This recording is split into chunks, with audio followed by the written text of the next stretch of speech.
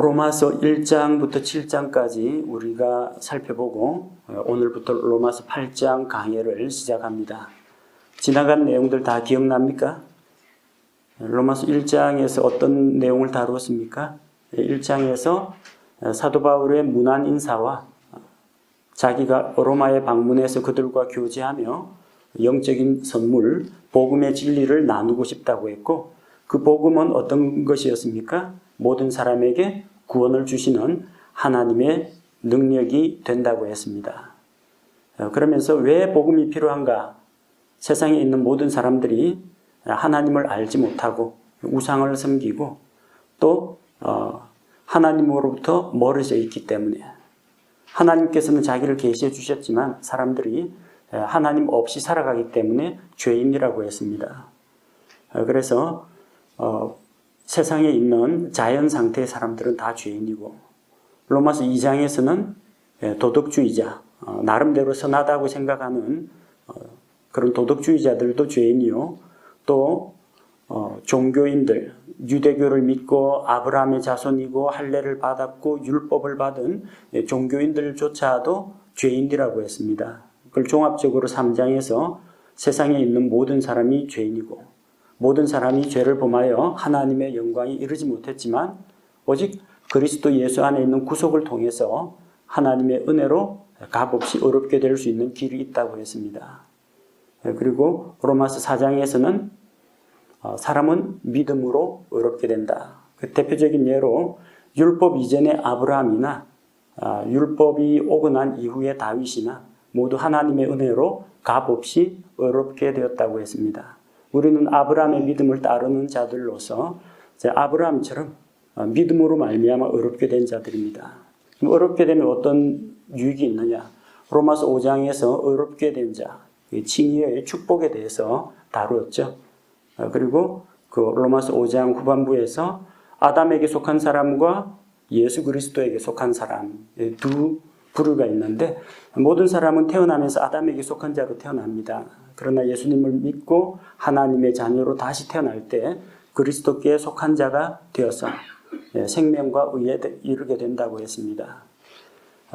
우리가 앞서 로마서 3장에서 죄인이라는 사실을 이야기했지만 그 죄의 문제가 어떻게 해결되는지 로마서 6장에서 그리스도의 침례, 곧 죽음 안으로 침례를 받음으로 말미암아 예수 그리스도와 함께 죽고 또 그리스도와 함께 일으켜진 새로운 사람이 되었다고 했습니다. 그래서 그리스도와 함께 죽었기 때문에 죽은 자는 죄로부터 해방되었다. 그래서 우리 신분을 똑바로 알아야 한다고 했고, 또 그런 줄로 여겨야 하고 그 신분에 합당하게 자기 자신을 하나님께 드려야 한다. 그렇게 이야기했습니다. 그래서 우리가 이렇게 예수 그리스도의 구속으로 말미암아 새 사람이 되었지만 그럼에도 한 가지 문제가 있죠. 로마서 7장에서 율법으로부터 우리가 그리스도의 죽음에 연합함으로 말미암아 율법과는 헤어졌습니다. 그리스도와 연합했습니다. 우리는 새로운 사람이 되었습니다. 그러나 이 새 사람 안에도 우리의 옛 본성, 육신에 속한 옛 사람이 남아 있어서 끊임없이 내 마음으로는 하나님의 법을 따르려고 하는데 내 안에 있는 그 육신의 법, 그것이 나를 죄의 법 아래로 이끌어가는 것을 보고 사도 바울이 자기 자신이 비참한 사람이라고 한탄을 하게 되죠. 7장이 그래서 조금 암울하게 바울의 탄식으로 끝났습니다. 구원받은 사람들에게도 죄를 지을 가능성이 열려 있다는 것, 이것이 우리 안에서 새 성품과 옛 성품이 충돌하면서 나타나는 현상이라고 했습니다. 근데 드디어 오늘 로마서 8장에 들어오면서 정말 우리에게 기쁘고도 놀라운 소식, 승리의 확신을 주는 그런 말씀들이 우리 앞에 펼쳐집니다. 로마서 8장 전체가 그 구원의 확신과 또 하나님께서 우리에게 주신 놀라운 약속들로 가득 차 있습니다. 그걸 우리가 하나씩 짚어보도록 하겠습니다. 오늘 우리는 로마서 8장 1절에서 11절 말씀을 통해서 우리가 죄와 사망의 법에서 해방된 것을 다시 한번 생각해 보고자 합니다. 로마서 7장에서 바울의 고민이 무엇이었습니까? 23절에 내 지체들 안에서 다른 법이 내 생각의 법과 싸워 내 지체들 안에 있는 죄의 법에게로 나를 사로잡아 가는 것을 내가 보는도다. 죄의 법 아래로 사로잡아 간다고 했죠. 죄의 삭은 사망. 여기 죄와 사망의 몸에서, 이 사망의 몸에서 누가 나를 건져낼 수 있겠느냐? 오호라, 나는 비참한 사람이다. 그러나 이제 우리가 죄와 사망의 법에서 해방되었다는 사실을 로마서 8장이 보여주고 있습니다. 1절에 보니까 그러므로 이제 그리스도 예수님 안에 있는 자들에게는 정죄함이 없나니 그들은 육신을 따라 걷지 아니하고 성령을 따라 걷느니라. 한 구절 한 단어씩 살펴보도록 하겠습니다. 그러므로라는 것은 앞쪽에 어떤 이유가 되는 그런 원인이 나오고 그러므로 다음과 같은 결과가 찾아온다, 그런 뜻이죠. 그러므로가 말하는 것은 무엇이냐? 앞쪽에서 나오는 로마서 4장에서 7장까지의 내용입니다. 우리가 다 믿음으로 말미암아 의롭게 되었고 그리스도 안으로 침례를 받아 죄에 대하여 죽고 하나님을 향하여 의에 대하여는 우리가 산자가 되었다는 사실에 근거하고 있습니다. 너희가 그리스도와 함께 죽고 그분과 함께 다시 살아났기 때문에 그러므로 이제는 이제는 언제입니까? 바로 지금입니다. 우리가 지금 살고 있는 이 시간을 이야기합니다. 바울의 편지를 받아보는 그들이 바로 지금 이 순간, 내일이 되더라도 이제입니다. 지금 예수님을 믿고 난 이후에 우리 매일매일의 삶이 이제 우리는 다음과 같은 사람이라는 겁니다. 어떤 사람이에요? 그리스도 예수님 안에 있는 사람입니다. 우리는 과거 하나님 없는 사람이었고 언약 밖에 있던 사람이었고 이방인들이었습니다. 그런데 우리가 그리스도 예수님 안에 있게 되었습니다. 고린도전서 12장 13절 말씀처럼 우리가 성령 침례를 통해서 그리스도의 몸 안으로 들어왔다고 했습니다. 예수님은 교회의 머리가 되시고 우리는 그분의 몸인 예수 그리스도의 몸인 교회 안으로 들어왔습니다. 그래서 그리스도 예수님 안에 있는 자가 되었습니다. 그리스도께 속한 자요 그리스도의 지체의 일부가 되었다는 겁니다. 따라서 우리에게는 정죄함이 없습니다. 정죄라는 것은 너는 죄인이야, 죄값을 받아야 돼, 이게 정죄입니다. 왜 우리에게 정죄가 없느냐? 율법은 죄인들을 정죄합니다. 그런데 율법이 사람을 다룰 수 있는 한계는 언제까지냐? 사람이 살아있는 동안만 법이 관여합니다. 죽고 나면 죽은 사람을 꺼내가지고 재판을 하겠습니까? 곤장을 때리겠습니까? 감옥에 가두겠습니까? 죽고 나면 그냥 끝입니다. 율법은 살아있는 자, 법은 살아있는 자에게 영향을 미치지만 죽은 자에게는 어떻게 할 수가 없습니다. 우리는 그리스도와 함께 죽었습니다. 그래서 죽은 자는 죄로부터 벗어났다고 했습니다. 우리는 의롭지 않지만 예수님께서 우리를 대신하여 죄 없는 의로운 삶을 사셨고 또 우리를 대신하여 죄 없으신 분으로서 우리를 대속하여 십자가에서 대신 죽으셨습니다. 율법이 요구하는 것은 죄의 삭신 사망입니다. 그 형벌을 예수님께서 대신 받으셨다는 겁니다. 머리이신 예수님께서 우리 대신 그 죄의 삭슬, 죄값을 대신 치르셨기 때문에 그분의 몸에 속한 우리는 율법의 요구, 정죄를 당하지 않는다는 겁니다. 따라서 이제 우리는 육신을 따라 걷지 않고 성령님을 따라 걷는 자가 되었다는 겁니다. 중요합니다. 로마서 8장 전체에서 이야기하고 있는 그 중요한 원리 중에 하나는 우리가 그리스도께 속한 자요, 성령의 인도를 받는 자라는 겁니다. 두 가지 법이 있습니다.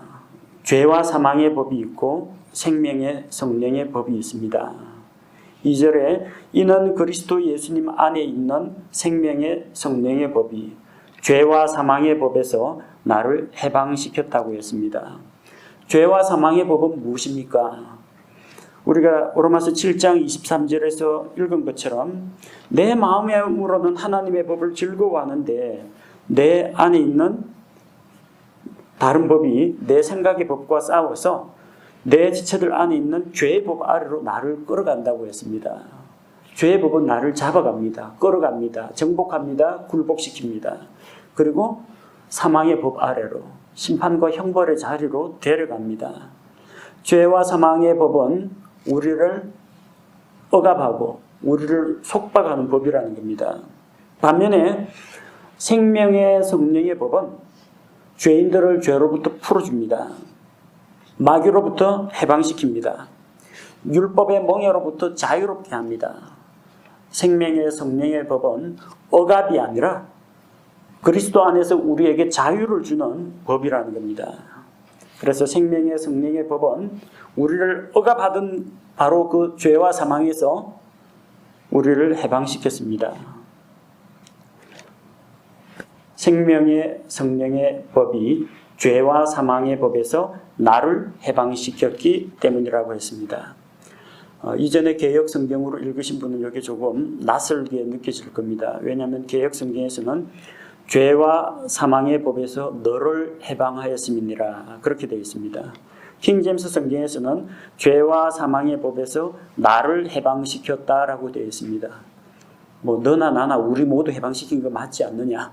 근데 바울이 지금 이야기할 때 나라고 했을까 너라고 했을까 한번 잘 생각해 보시기 바랍니다. 바울이 지금 고민하고 있는 문제는 로마서 7장 24절입니다. 오 나는 비참한 사람이로다. 누가요? 너는 비참한 사람이다가 아니라 나는 비참한 사람이로다. 이 사망의 몸에서 누가 나를 건져내랴. 누가 널 건져주겠니? 이게 아닙니다. 지금 바울의 고민입니다. 내 안에 있는 또 다른 법이 내 생각의 법과 사로잡아서 나를 죄의 법 아래로 끌어간다. 나는 비참한 사람이다. 누가 나를 건져주겠느냐? 지금 자기 이야기하고 있는 거예요. 답은 어떻게 해야 될까요? 누가 나를 건져내려 했는데 생명의 성령의 법이 나를 해방시켰다 하는 게 맞겠습니까? 너를 고민은 지금 내가 하고 있는데 죄와 사망의 법으로 나는 끌려가는구나. 넌 좋겠다. 너는 해방되었다. 이 이야기를 할 리는 없죠. 사도 바울은 지금 자기 이야기하고 있어요. 나는 비참한 사람이요. 나는 죄의 법 아래로 끌려가고 있고 또 이 사망의 몸에 얽매였는데 누가 나를 건져줄까요? 생명의 성령의 법이 나를 해방하였다. 그래서 로마서 7장과 연결되는 문맥을 보면은 너를 해방시켰다라는 이야기가 아니라 나를 해방시켰다라고 번역하는 것이 맞습니다. 실제 원문에도 나를 해방시켰기 때문이라고 되어 있습니다. 자, 3절에서 4절 이 죄와 사망의 법에서 정죄하고 사망, 죄의 삭을 요구하는 그 율법에서 우리가 어떻게 벗어나느냐. 3절에 보니까 율법은 못한다고 했습니다. 율법이 육신으로 말미암아 연약하여 능히 하지 못하는 것을. 율법이 잘하는 게 있고 못하는 게 있어요. 잘하는 거는 바른 말 잘합니다. 하나님의 진리의 말씀이니까 이래야 한다, 저래야 된다, 그거 해야 된다, 하면 안 된다. 딱 부러지게 바른 말 잘합니다. 그리고 다른 사람들이 그 법대로 살지 못하면 비판을 잘합니다. 넌 안 돼, 넌 틀렸어, 잘못됐어, 넌 죄인이야. 정죄합니다. 그리고 심판을 합니다. 이런 건 잘해요. 근데 못하는 게 뭐냐? 죄의 문제를 해결해 주진 못합니다. 바르게 살아라 하는데 바르게 살아갈 힘을 주거나 그렇게 하진 못합니다. 바르게 살지 못했는데 그 사람이 바르게 살지 못한 죄값을 율법은 치러주지 못합니다. 율법은 그 사람을 정죄하고 죄값을 받아내는 입장이라는 겁니다. 율법은 죄를 깨닫게 하지만 죄의 문제를 해결해 주지를 못합니다. 율법이 나빠서 그런 게 아니고요. 율법으로부터 벗어나려면 율법의 요구를 다 지켜 행해야 되는데 연약한 우리가 그 율법의 모든 것들을 다 감당을 못해서 그렇습니다. 율법에게 문제가 있는 게 아니라 그 율법을 다 지키지 못하는 우리 사람에게 문제가 있기 때문입니다. 우리는 율법의 요구를 만족시킬 수가 없다는 겁니다. 근데 율법은 할 수 없는데 하나님께서는 하신다는 겁니다. 하나님께서는 어떻게 하시느냐? 율법이 할 수 없는 것을 하나님께서는 자신의 아들을 사람의 모습으로 이 세상에 보내셨습니다. 자기 아들을 죄 많은 육신의 모양으로 이 세상에 보내주셨습니다. 죄가 없으신 거룩하신 하나님의 아들께서 사람의 몸을 입고 이 세상에 사람의 몸으로 태어났습니다. 왜 사람의 몸으로 태어나셨느냐? 사람들의 죄를 담당하려면 사람이 그 값을 치러야 됩니다. 짐승의 피는 한계가 있습니다. 죄 하나당 짐승 한 마리씩. 또 다음날 또 죄 지으면은 전에 거는 이제 다 지나갔습니다. 죽었던 짐승이 다시 살아나지 않기 때문에 또 죄 지으면은 희생물 한 마리씩. 그것도 죄를 없애주지는 못하고 희생물의 피와 같이 붉은 죄를 덮어주는 역할만 했다는 겁니다. 죄 문제를 해결하려면 짐승이 아니라 죄 없는 사람이 대신에 죽어야 됩니다. 근데 세상에는 죄 없는 사람이 없죠. 그래서 하나님께서 사람의 몸으로 오셨다는 겁니다. 또 사람의 몸으로 오셔야 했던 이유는 죄의 삭은 사망인데 삭을 치르려면 사망하려면 죽을 수 있는 유한한 육체를 가지고 있어야 합니다. 하나님은 영원 불변하시고 죽지 않으시는 분입니다. 영생하시는 분입니다. 하나님은 죽으실 수가 없습니다. 그래서 죽으려면 어떻게 해야 되느냐? 죽을 수 있는 사람이 되셔야 한다는 겁니다. 그래서 우리 죄를 대신 담당하기 위해서, 사람의 죄를 대신 담당하기 위해서, 또 사람을 대신하여 피 흘려서 죽기 위해서 사람의 몸으로 오셨다는 겁니다. 율법의 요구를 들어주기 위해서는 하나님께서 사람으로 오셔야만 했습니다. 오셔가지고 어떻게 됐습니까? 죄로 인하여 육신 안에서 죄를 정죄하셨다고 했습니다. 육신 안에서 죄를 정죄하셨습니다. 하나님께서 십자가에 달린 예수님, 사람의 몸으로 오신 그 예수님을, 그 예수님은 죄가 없으신 분이죠. 그 예수님에게 온 세상의 죄를 다 예수님에게, 십자가에 달린 예수님에게 전가하시고 육체를 입고 사람들의 죄를 대신 담당하고 있는 그 예수님의 육신 안에서 죄를 심판하셨습니다.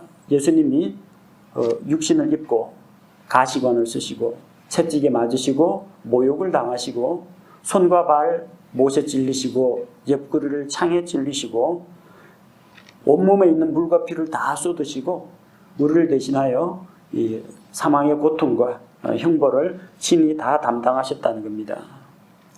자, 이런 방식으로 하나님께서는 죄의 전가, 대신 속죄라는 방법을 통해서 율법이 하지 못하는 것, 율법의 요구를 만족시키셨다는 겁니다. 세상 어느 종교에도 이런 구원의 방법은 없습니다. 그냥 착하고 바르게 살아라 그렇게 이야기하는 종교들이 많습니다.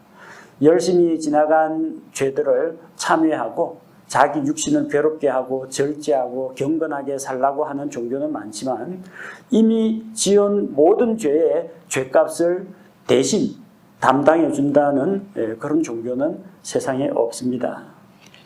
오직 하나님께서 사람의 몸으로 오셔서 우리 죄의 문제를 친히 해결해 주셨습니다. 그래서 4절에 이것은 육신을 따라 걷지 아니하고 성령을 따라 걷는 우리 안에서 율법의 의가 성취되게 하려 하심이니라. 자, 육신을 따라 걷지 아니하고 성령을 따라 걷는 우리, 이거는 1절 후반부에 나온 말씀입니다. 어떤 사람이 이런 사람이냐? 그리스도 예수님 안에 있는 자들이 바로 육신을 따르지 않고 성령을 따라 걷는 사람들이라는 겁니다. 성령을 따라 걷는 우리에게는 율법의 의가 성취가 됩니다. 율법은 죄를 지적합니다.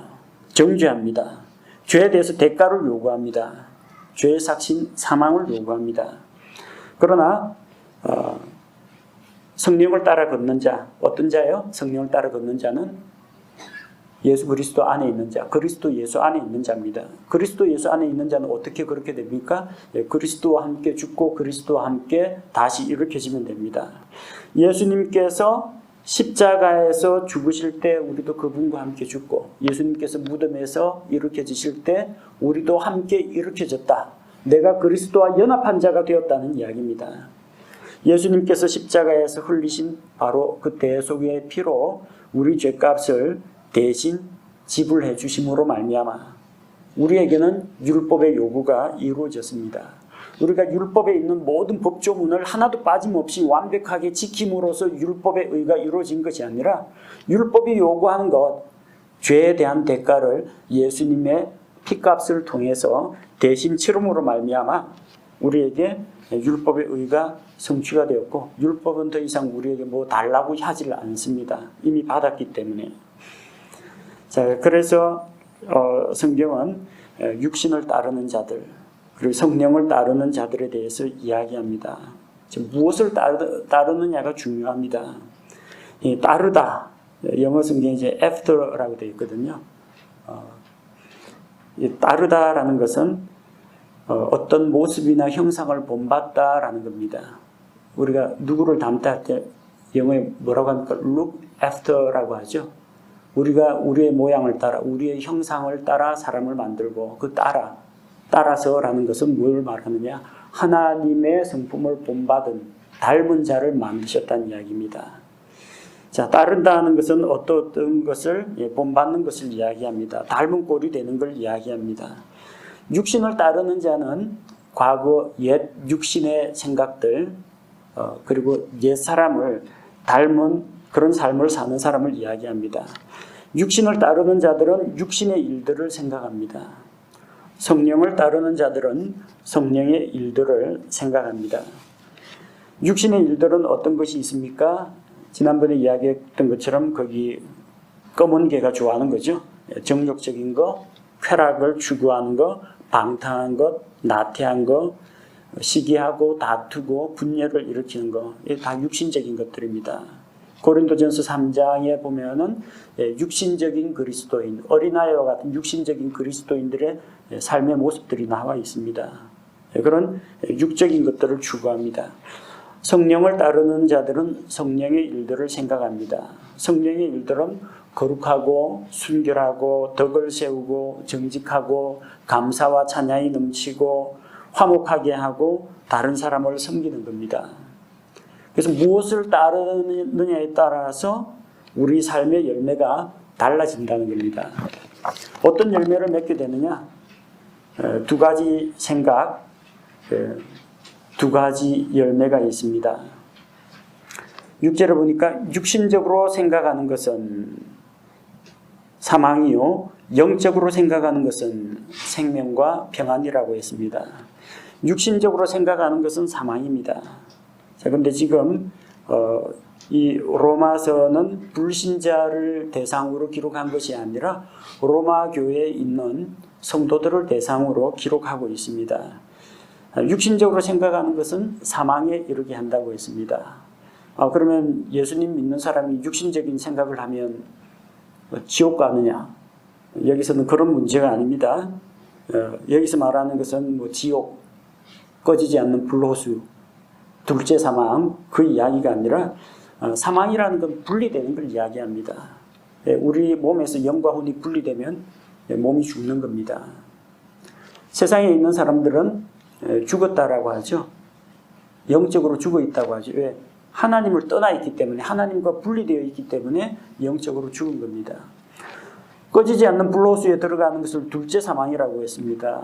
그것도 사망이에요. 왜? 영원토록 하나님과 이별하는 것이기 때문에 사망입니다. 사망은 분리한다는 그런 의미가 있습니다. 육신적으로 생각하는 것은 사망이요. 왜 사망이냐? 육신적으로 생각하고 육적인 일을 행하면 하나님과의 교제 관계가 끊어집니다. 예수님을 믿는 사람이 하나님의 구원에서, 하나님께서 주신 생명에서 끊어지는 법은 없습니다. 그러나 죄를 지으면 그 죄가 하나님과 우리 사이를 갈라놓고 우리와 하나님 사이의 교제 관계를 방해합니다. 그것은 말하자면은 분리를 의미하는 겁니다. 바로 여기에서 사망은 그런 의미입니다. 영적으로 생각하는 것은 생명과 평안이라고 했습니다. 여러분의 생각은 여러분이 알아서 생각하시면 됩니다. 제가 여러분한테 이거 생각해 한다고 여러분 그거 좋은 것만 생각하시겠습니까? 아니면 마귀가 여러분에게 너 이 나쁜 거 생각해, 이상한 거 생각해, 방탕한 거 생각해 한다고 여러분 마귀 시키는 대로 하겠습니까? 저도 여러분 마음을 강제 컨트롤 못하고 마귀도 여러분의 마음을 리모컨으로 조정을 못합니다. 하나님께서 여러분 마음을 리모컨으로 조정할 것 같습니까? 하나님께서 성경 말씀을 통해서 여러분에게 일러줘도 안 듣는 사람들이 있는데 그 사람이 안 들으면은 마귀도 어쩔 수가 없고 그 사람이 자기 의지로 거부하면 하나님도 어쩌지를 못합니다.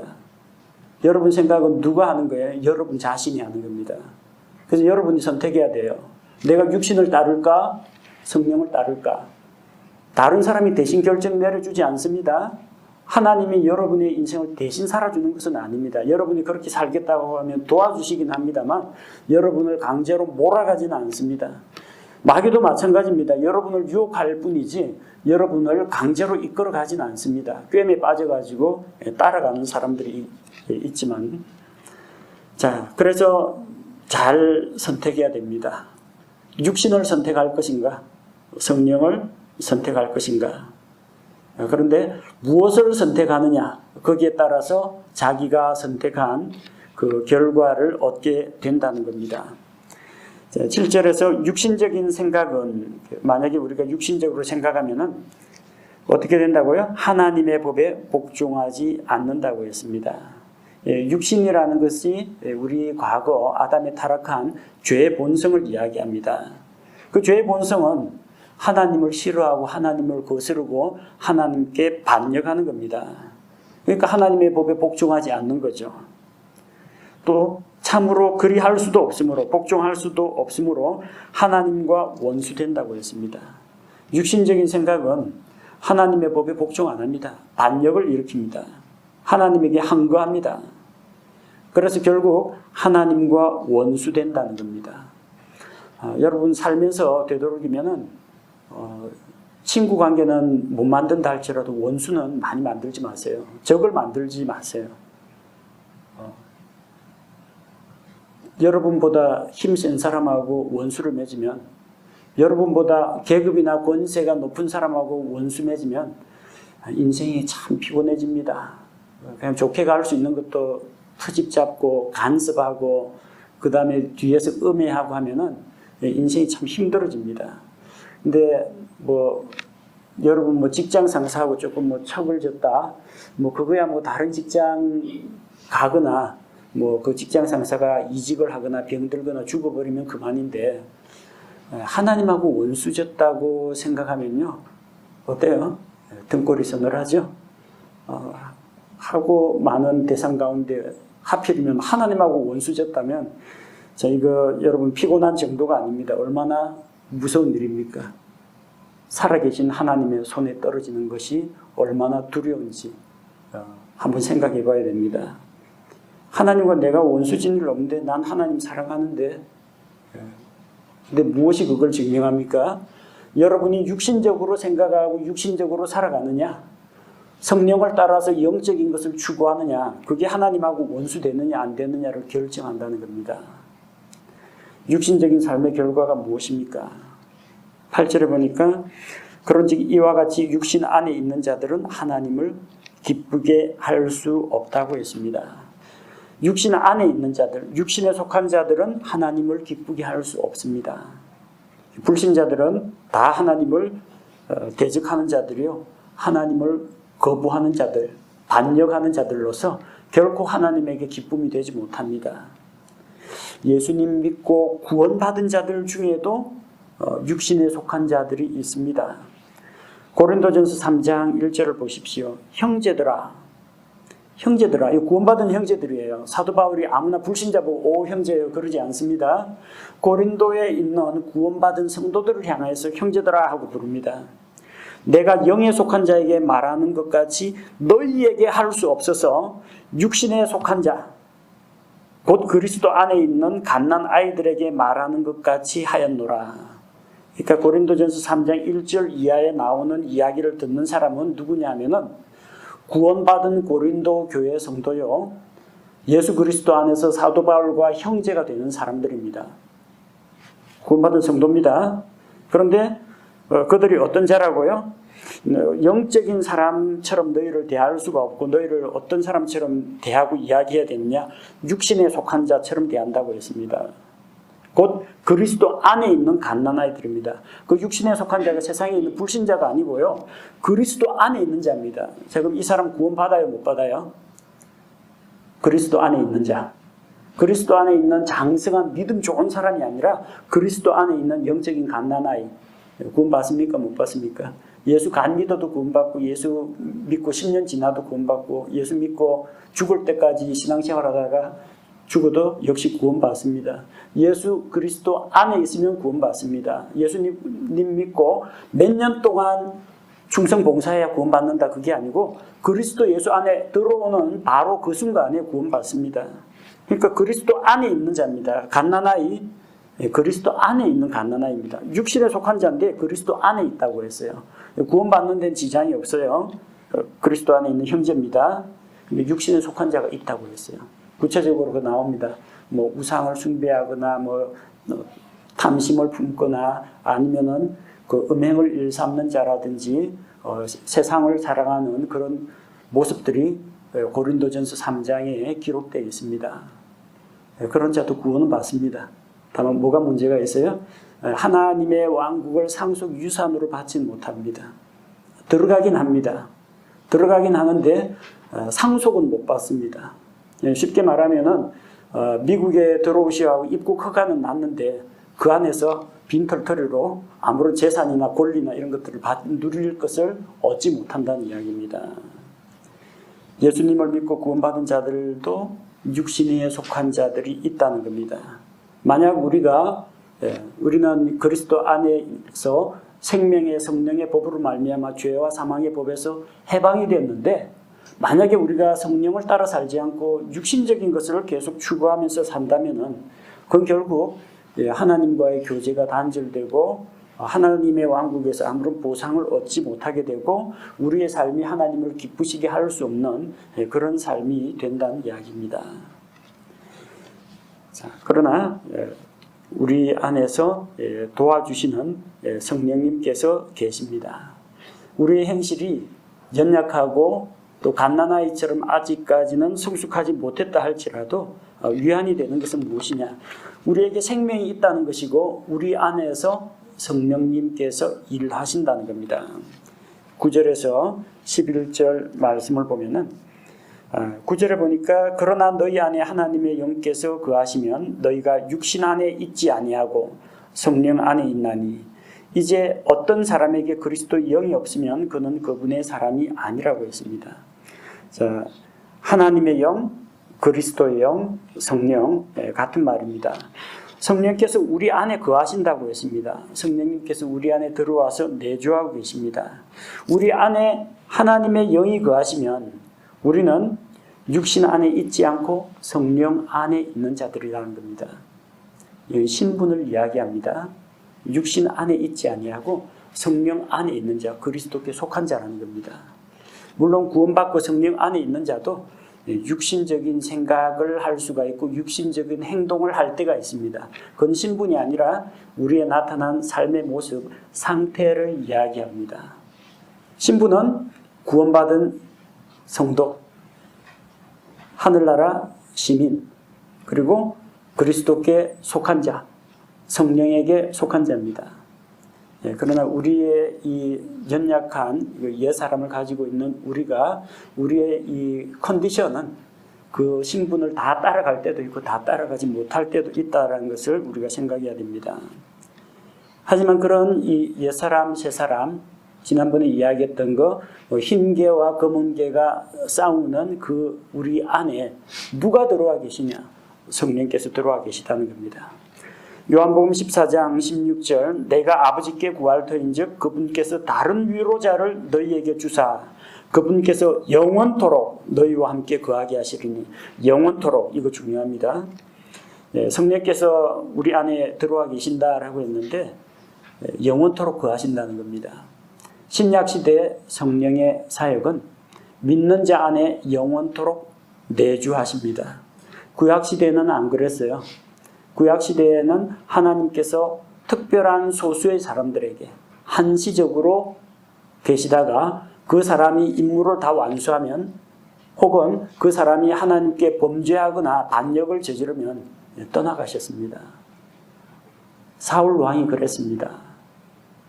하나님의 영이 그에게 임했습니다. 왕으로서 백성을 다스렸습니다. 그러나 그가 마음이 교만해져서 하나님의 명령을 온전히 순종하지 않았을 때 결국은 하나님께서 하나님의 영은 사울을 떠나고 악한 영이 그에게 임했습니다. 삼손을 보십시오. 그가 하나님의 언약 안에 있을 때에는 그 엄청난 괴력으로 이스라엘 백성을 블레셋의 손에서 구원하고 놀라운 일들을 행했습니다. 그러나 그가 사사롯의 본분을 망각하고 방탕한 생활을 하고 마침내 여자 무릎팍 빼고 자면서 자기 언약의 비밀을 다 털어놓자 머리털 다 밀리고 두 눈이 뽑히고 하나님의 영께서는 벌써 그를 떠나가셨습니다.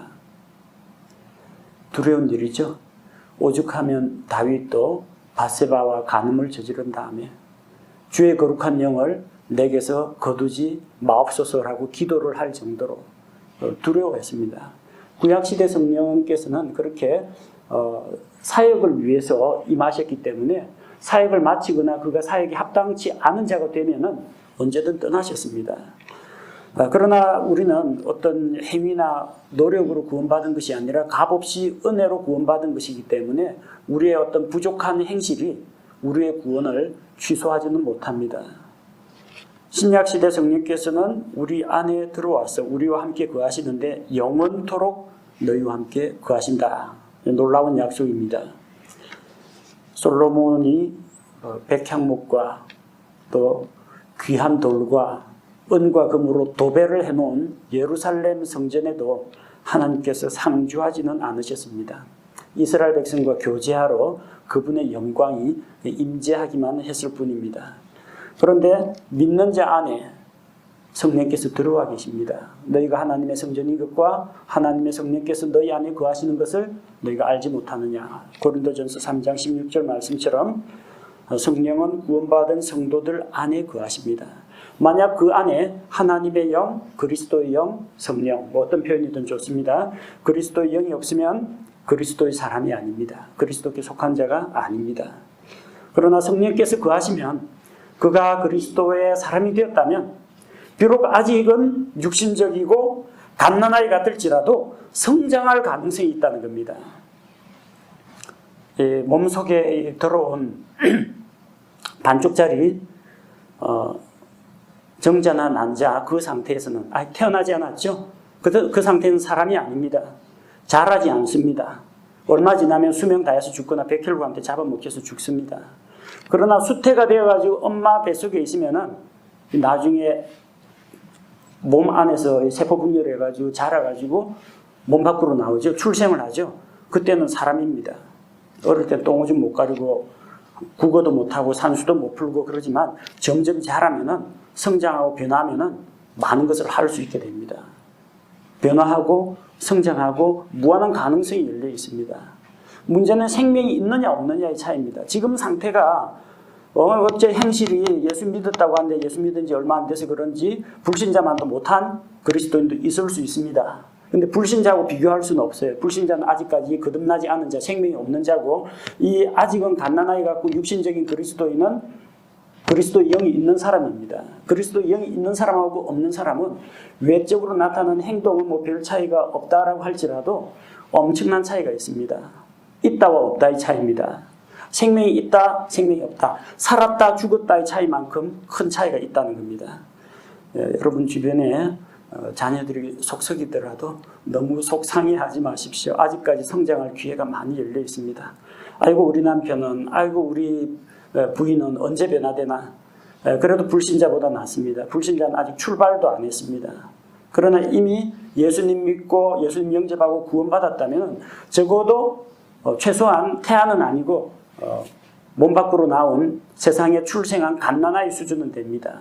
생명이 있습니다. 자라갑니다. 배워갑니다. 변화될 수가 있습니다. 성령은 구원받은 성도들 아니고 하십니다. 우리를 죄와 사망의 권세에서 해방시키시고 그리스도께 속한 자로 만들어 주십니다. 10절 말씀해 보니까 또 그리스도께서 너희 안에 계시면 몸은 죄로 인해 죽었으나 성령은 의로 인해 생명이 되시느니라. 몸은 죄로 인해 죽었으나 이 몸, 아담의 후손인 우리는 저 아담으로부터 물려받은 그 유전자가 자자손손 내려오면서 오늘날 이 우리 몸을 구성하고 있습니다. 이 몸은 죽습니다. 아담의 범죄로 인해서 아담에게 속한 모든 육체는 죽음을 향해서 가고 있습니다. 몸은 죄로 인해 죽었으나 아담의 죄 때문에 모든 사람은 육체의 죽음을 맞이합니다. 하지만 우리는 로마서 5장에서 아담에게 속한 자인가 그리스도께 속한 자인가 두 종족이 있다고 했죠. 우리는 아담 종족이 아니라 출생은 엄마 뱃속에서 한번 태어날 때는 아담 종족으로 출생을 했는데 그 이후에 성령으로 다시 태어나서 거듭나서 그리스도께 속한 자, 성령께 속한 자가 되었습니다. 그래서 성령은 의로 인해 생명이 되신다고 했습니다. 우리에게는 의가 없습니다. 의는 예수님께서 십자가에서 이루셨습니다. 하나님의 공의, 하나님의 율법을 만족시키셨습니다. 그 예수님의 공로, 예수님의 의를 힘입어서 우리가 의롭게 되었는데 바로 그 의로 인해서 성령께서 우리에게 생명이 되신다는 이야기입니다. 개역에서는 몸은 죄로 인해 죽었으나 영은 의를 인해서 산 것이다 라고 번역을 했는데 금정역은 영은 의를 인하여 산 것이 아니라 성령은 우리에게 생명이 되신다고 했습니다. 영어 성경 NIV에는 Your Spirit이라고 되어 있는데 킹 제임스 번역에는 The Spirit이라고 되어 있습니다. 성령께서 생명이 되신다. 어떻게 생명이 되시느냐? 성령께서 아무에게나 막 생명을 주시는 게 아니라 의로 인하여 예수 그리스도께서 십자가에서 이루신 그 의를 믿음으로 받아들이는 자에게 생명을 주신다는 겁니다. 지금 이 육신은 그 아담에게 속한 이 몸은 늙어 죽든지 병들어 죽든지 사고 만나 죽든지 어쨌든 죽고 썩어 없어집니다. 그러나 하나님의 영께서 성령께서는 우리에게 생명을 주신다는 겁니다. 11절에 그러나 만일 예수님을 죽은 자들로부터 일으키신 분의 영께서 너희 안에 거하시면, 자, 예수님을 죽은 자들로부터 일으키신 분 누굽니까? 아버지 하나님이죠. 그러니까 하나님의 영께서, 바꿔 말하면 성령께서 너희 안에 거하시면, 하나님의 영, 그리스도의 영, 성령, 어쨌든 그 영께서 너희 안에 거하시면, 아까 이야기했죠. 너희는 하나님의 성전이라, 성령께서 내주하시는, 우리 안에 내주하신다고 했죠. 우리 안에 성령께서 내주하시면 그리스도의 사람이면 그리스도를 죽은 자들로부터 일으키신 분께서 누구예요? 아버지 하나님. 아버지 하나님께서 그리스도를 죽은 자들로부터 일으키셨습니다. 그 하나님께서 너희 안에 거하시는 자신의 영, 너희 안에 거하시는 자신 하나님의 영, 너희 안에 계시는 성령님을 통해 너희의 죽을 몸도 살리시리라. 이게 뭐 다 죽어가는, 병실에서 다 죽어가는 그 몸을 살려주신다는 이야기가 아니고요. 무엇을 이야기하느냐면 우리 몸의 완전한 구속을 이야기합니다. 우리는 요한복음 3장 5절에서 우리가 살펴본 것처럼 성령님을 통해서 다시 태어났습니다. 육에서 난 것은 육이요 성령에게서 난 것은 영이니, 우리의 영은 성령님을 통해서 다시 태어났습니다. 영은 다시 태어났고, 베드로전서 1장 9절 믿음의 결말 곧 혼의 구원을 받았다고 했습니다. 죄지은 혼은 지옥 가서 어쩌든 낙원에 가든지 지옥에 가든지 들어가는 건 혼입니다. 육체는 그냥 땅에 묻히거나 그냥 화장대에서 재가 되면 그만이고 영은 생명을 주신 하나님께 돌아간다고 했고 우리 인격의 중심이 되는 혼이 낙원 가거나 혼이 지옥 가는 겁니다. 혼의 구원은 무엇을 말하느냐? 우리가 예수 그리스도를 믿음으로 말미암아 우리 혼이 지옥에서부터 구원받아서 천국으로 들어갈 수 있게 됐다는 겁니다. 혼의 구원은 이미 받았습니다. 믿음의 결국 곧 혼의 구원을 받았습니다. 근데 우리 몸은 아직 구속을 못 받았어요. 이 몸은 여러분 아시겠지만 늙어가고 얼굴에 주름 잡히고 머리카락 빠지고 여기저기 삐걱거리고 뭐 허리가 아프고 뭐 하여튼 어쨌든 노화 그리고 죽음을 향해서 가고 있습니다. 그건 어떤 방식으로 구원하시느냐? 영과 혼과 몸이 다 구원을 받아야 되는데 영은 이미 다시 태어났고 혼은 구원을 받았는데 몸의 구속은 언제 이루어지느냐? 예수님을 죽음에서 일으키신 그 하나님의 영이 우리 안에 계시면 우리 안에 거하시면 예수님을 일으키신 바로 그 하나님께서 예수님에게 그 부활의 권능을 주신 바로 그 하나님께서 우리 안에 계신 자신의 영 성령님을 통해서 우리의 죽을 몸도 살리신다고 했습니다. 지금 이 지구상에 있는 이거 원소들로 구성되어 있는 이런 물질로 구성된 이런 몸이 아니라 예수님의 그 부활하신 몸과 같이 거룩한 몸으로 변화가 된다는 겁니다. 고린도전서 15장에 나오는 것처럼 마지막 나팔 소리에 우리가 호련히 변화됩니다. 그리스도 안에서 죽은 자들은 영광스러운 부활의 몸으로 일으켜질 것이요. 예수님 오실 때까지 우리가 살아있다가 예수님을 만나게 된다면 우리는 죽음을 맛보지 않고 예수님과 같은 거룩한 그런 몸으로 썩지 않고 죽지 않고 늙지 않고 병들지 않는 그런 완전한 몸으로 변화가 된다는 겁니다. 바로 그때 예수님께서 자기의 신부, 신약교회 성도들을 다시 데리러 오는 바로 그날에 우리의 몸의 구속도 이루어질 거라는 겁니다. 이거는 미래에 일어날 일이지만 확실한 사실입니다. 왜? 성령께서 우리 안에 거하시면 했죠. 그런데 우리가 예수님을 믿을 때 성령께서 우리 안에 들어오시고 요한복음 14장 16절 보면 영원토록 떠나지 않고 거하신다고 했습니다. 한 번 들어온 성령께서 영원토록 떠나지 않기 때문에 우리의 구원이 영원토록 안전하게 보장된다는 이야기입니다. 내가 이 죄 유혹을 받아가지고 이 내 안에 있는 다른 법이 나를 죄의 법 아래로 사로잡아 갈지라도 또 내가 마음으로는 하나님의 법을 섬기려고 하는데 이 죄의 유혹을 받고 육신의 연약함으로 인해서 옛 사람을 따라서 하나님이 미워하는 것, 내가 싫어하는 그 죄를 행할지라도 내 안에 있는 성령님께서는 영원토록 너희와 함께, 영원토록 나와 함께 거하시기 때문에 내 구원이 취소가 되지 않는다는 이야기입니다. 그런 죄가 있다고 할지라도 우리 안에서 옛사람과 새사람이 갈등을 일으키고 또 때로는 내가 넘어지고 지고 영적인 슬럼프에 빠지는 그런 일이 있다 할지라도 영원토록 우리 안에 거하시는 성령께서 계시기 때문에 내가 영원토록 그리스도의 사람이요 또 마지막 날에는 그 성령께서 하나님의 영이 우리 안에 거하시면 우리 죽을 몸도 살리시리라. 부활과 변화된 몸으로 다시 일으키신다는 걸 믿기 때문에 우리의 구원은 안전하고 확실하다는 겁니다.